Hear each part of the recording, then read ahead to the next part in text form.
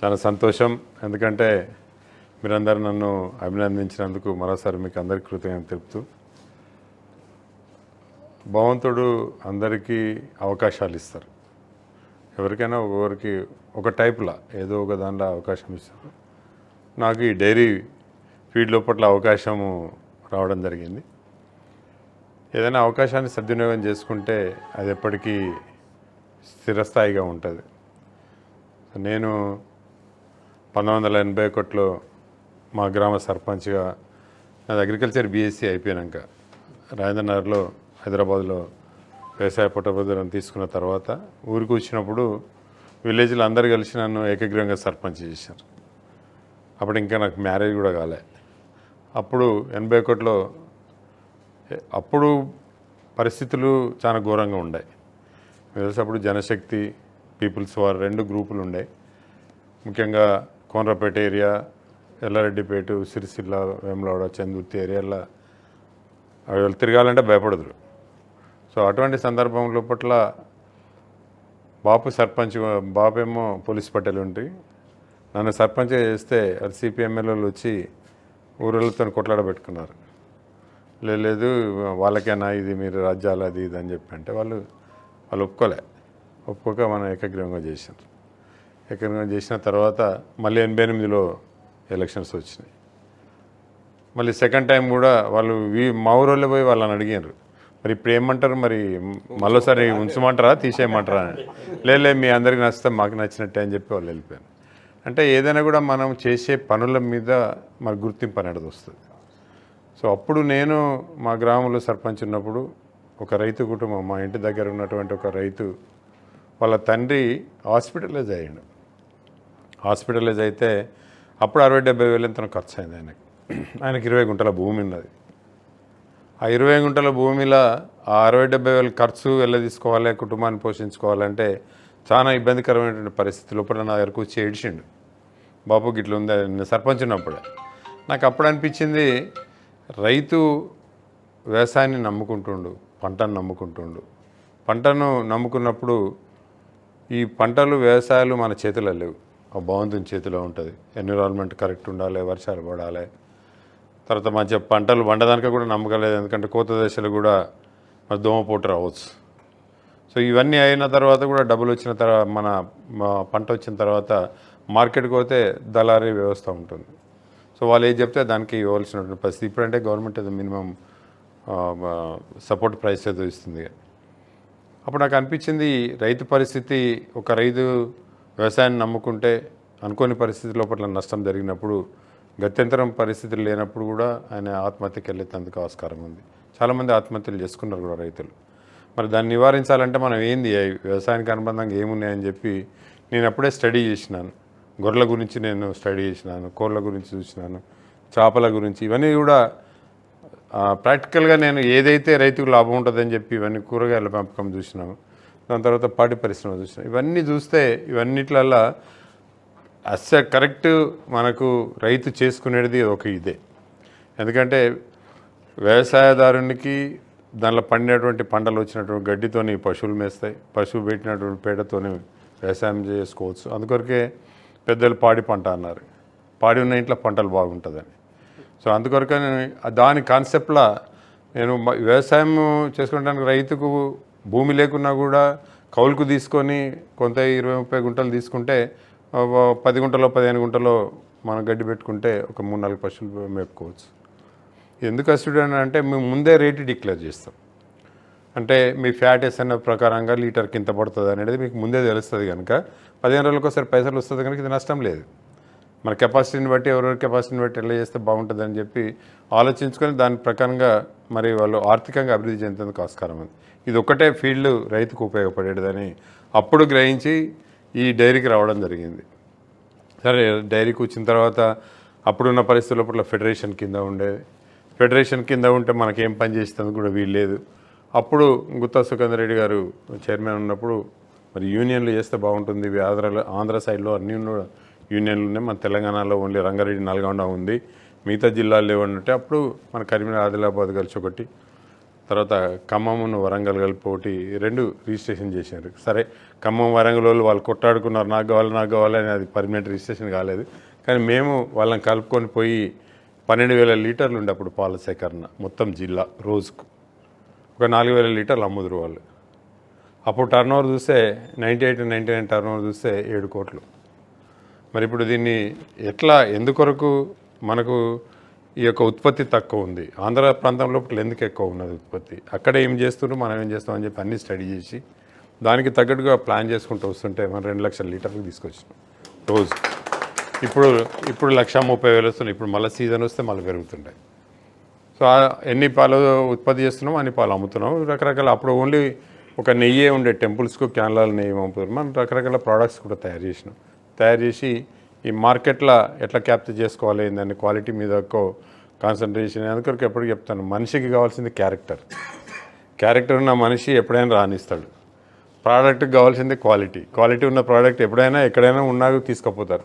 So అందుకొరకు దాన్ని దృష్టిలో పెట్టుకొని మరి ఇటు క్వాలిటీ మీద మేము ఎక్కువ కాన్సన్ట్రేట్ చేసి రైతుకు ఏ విధంగా ఈ పాడి పరిస్థితికి మొగ్గు చేసేందుకు ఇప్పుడు రవి చెప్పినట్టు రకరకాల స్కీమ్స్ పెట్టినాం.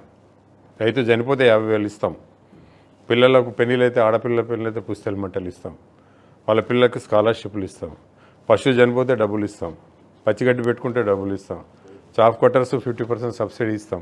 ఇట్లా రకరకాల అంటే రైతు ఒకటి, రైతు సాదేటువంటి పశువు ఒకటి, ఇవి రెండింటిని కూడా మేము దృష్టిలో పెట్టుకొని చేసినాం. అంబులెన్సులు పెట్టినాం. దాదాపు 4-5 అంబులెన్సులు ఉన్నాయి మనకు.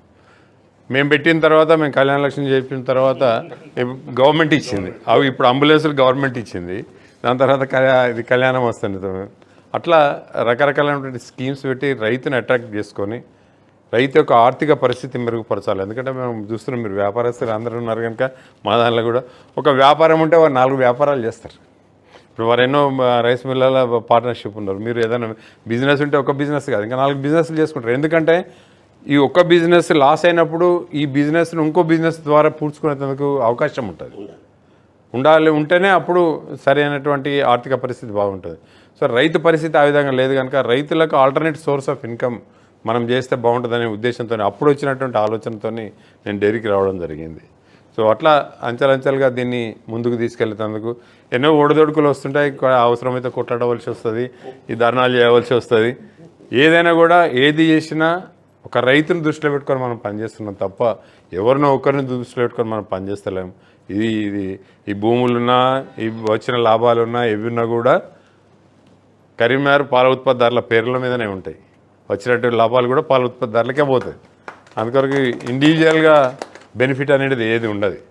మనకు ఉండేది ఎప్పటికీ, నేను ఎప్పటికీ చెప్తుంటాను, మనమే శాస్త్రం కాదు. ఇవాళ ఉన్నాం, రేపు ఉంటామో మనకు తెలియదు, ఉండమో తెలియదు. అప్పుడప్పుడు రాత్రి పేనోళ్ళు చాలామంది నిద్రలో పేనోళ్ళు కూడా ఉన్నారు. ఇప్పుడు కేసరమల్ కారు అని పండుకొని నిద్రలోనే పోయింది. వెంకటేశ్వరరావు సాబు మన కేడీసీసీ బ్యాంక్ చైర్మన్, వారు కూడా నిద్రలోనే పోయింది. అందుకొరకు మనం శాస్త్రం కాదు, ఎప్పటికీ భూమి మీద మనం శాస్త్రం కాదు. మనం భగవంతుని దగ్గర వీసాలు తీసుకొని వచ్చినాం. అందరి వీసాలు ఎక్స్పైర్ అవుతాయి, ఎవరి వీసా ఆగదు. ఎప్పుడు ఎక్స్పైర్ అయ్యేది తెలిస్తే మనం ఆగము. అందుకొరకు మనం శాస్త్రం కాదు. రెండు, ఈ మనకున్నటువంటి కుర్చీలు కూడా స్వాస్థ్యం కాదు. ఇవాళ ఉండొచ్చు, ఎప్పుడైనా మాజీలు కావాల్సింది ఎవరైనా కూడా. డబ్బులు కూడా శాస్త్రం కాదు. మీకు ఒక్క తప్పు గిట్ట అడుగు వేస్తే వ్యాపారంలో, మేము సత్యం కంప్యూటర్ రామలింగరాజుని చూసిండ్రు కదా, ఆయన ఒకప్పుడు క్లింటన్కు ఆయన పవర్ పాయింట్ ప్రజెంటేషన్ ఇచ్చినటువంటి వ్యక్తి ఏమీ లేకుండా జైల్లో ఉండి మరి చిప్పకుడు తినేటువంటి పరిస్థితికి వచ్చింది.